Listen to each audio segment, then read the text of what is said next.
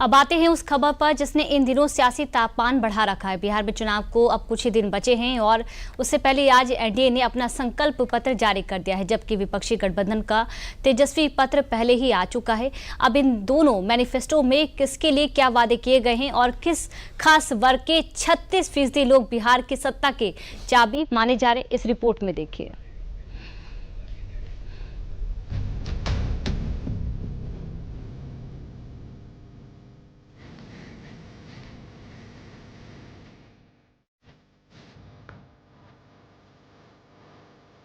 बिहार के लोगों के सामने अब एक तरफ एनडीए का संकल्प पत्र है तो दूसरी तरफ विपक्षी महागठबंधन का तेजस्वी प्रण है। अभी तक बिहार के सियासी पिच पर जो तमाम विकास करने वाले बयानों की झड़ी लगी थी, अब उन बयानों में किए गए वादों का ब्लूप्रिंट दोनों ही पक्षों की तरफ से पेश कर दिया गया है। जहां 28 अक्टूबर को महागठबंधन ने अपने घोषणा पत्र में बड़े बड़े वादे किए, तो शुक्रवार को एनडीए ने भी कोई कसर नहीं छोड़ी। एनडीए ने जहां युवा, महिला, अति पिछड़ा, दलित समाज और किसानों पर खास फोकस किया, तो तेजस्वी यादव ने भी इस पलटवार की कोशिश की।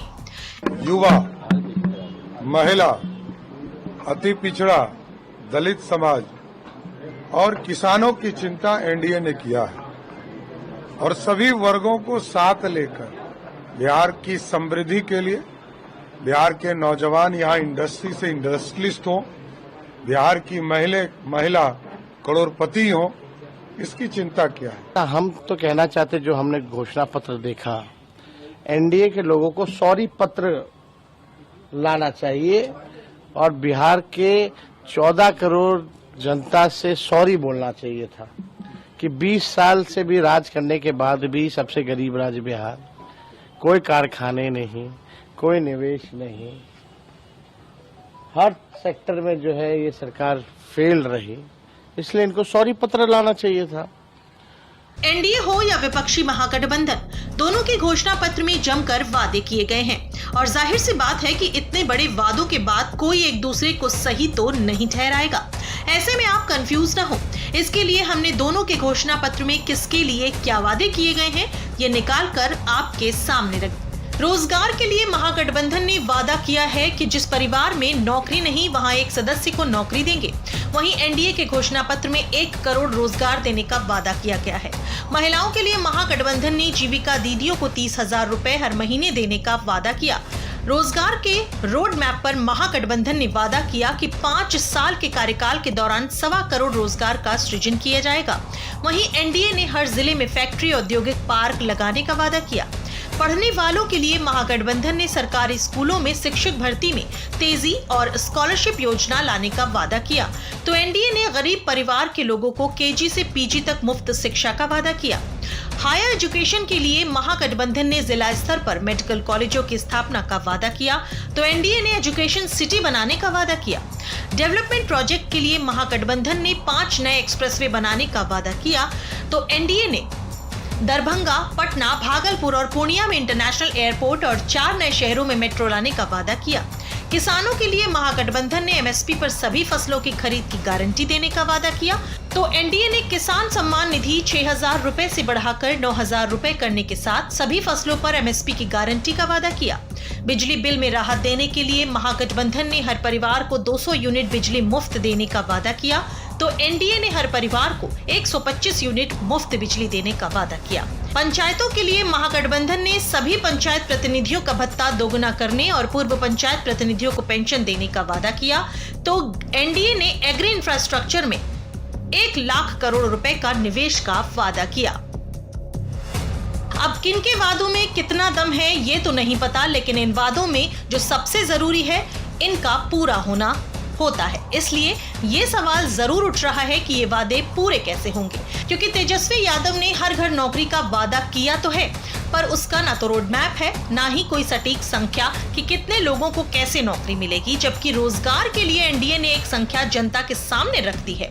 हालांकि इन दोनों ही मैनिफेस्टो के समीकरण पर विशेष फोकस रखा गया है। जैसे एनडीए ने अति पिछड़ा वर्ग के लिए बड़े ऐलान किए हैं। किसानों को और समृद्ध करने के लिए जो आदरणीय प्रधानमंत्री जी किसान सम्मान निधि देते हैं 6,000 रुपया, उसमें हम लोगों ने सरदेव कर्पूरी ठाकुर जी के नाम से एक योजना चलाने का निर्णय लिया इसमें 3,000 रुपया उनको अलग से हम देंगे। मत्स्य पालन में हम लोगों ने व्यवस्था किया है। महिला, अति पिछड़ा, दलित समाज और किसानों की चिंता एनडीए ने किया है और सभी वर्गों को साथ लेकर बिहार की समृद्धि के लिए, बिहार के नौजवान यहाँ इंडस्ट्री से इंडस्ट्रियलिस्ट हों, बिहार की महिला करोड़पति हों, इसकी चिंता किया है। किसानों को और समृद्ध करने के लिए जो आदरणीय प्रधानमंत्री जी किसान सम्मान निधि देते हैं 6,000 रुपया, उसमें हम लोगों ने सरदेव कपूरी ठाकुर जी के नाम से एक योजना चलाने का निर्णय लिया। इसमें 3,000 रुपया उनको अलग से हम देंगे। विपक्ष ने भी अपने घोषणा पत्र में अति पिछड़ा वर्गों के लुभाने के लिए खूब वादे किए हैं, क्योंकि बिहार में अति पिछड़ी जाति को साध कर ही नीतीश कुमार 20 सालों से सत्ता पर काबिज है। लिहाजा इसी पकड़ को महागठबंधन अपने पाले में करने की कोशिश कर रहा है। इसीलिए तेजस्वी यादव ने निषाद समाज से आने वाले मुकेश सहनी को डिप्टी सीएम का चेहरा बनाया है। बिहार की सियासत में मोस्ट बैकवर्ड को सबसे अहम फैक्टर माना जाता है, जिसे अति पिछड़ी जाति के नाम से जाना जाता है। बिना अति पिछड़ा वर्ग को साधे सत्ता की दहलीज तक कोई भी दल नहीं पहुंच सकता, क्योंकि बिहार में इन वर्गों की आबादी 36% है। इसमें करीब 112 जातियां शामिल हैं।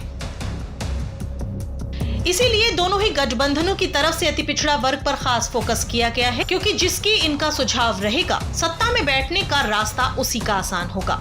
इसलिए विपक्ष के काउंटर करने के लिए बीजेपी ने रिटायर्ड सुप्रीम कोर्ट के जज की अध्यक्षता में एक उच्च स्तरीय समिति का गठन करने का भी ऐलान किया है, जो अत्यंत पिछड़ा वर्ग के अंतर्गत विभिन्न समुदायों की सामाजिक और वित्तीय स्थिति का आकलन करेगी और इन समुदायों के उत्थान के लिए सरकार को सुझाव देगी। हालांकि एनडीए सब पर फोकस की बात कर रही है।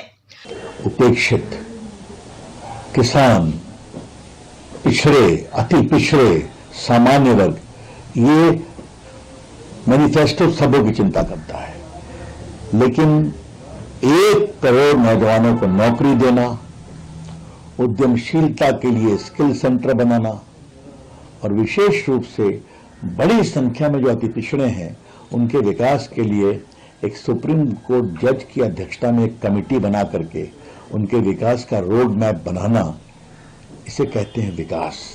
हमारा संकल्प है, एनडीए ने एक साथ मिलकर संकल्प व्यक्त किया है। हम संकल्प व्यक्त कर रहे हैं कि बिहार को बहुत आगे हम ले जाएंगे।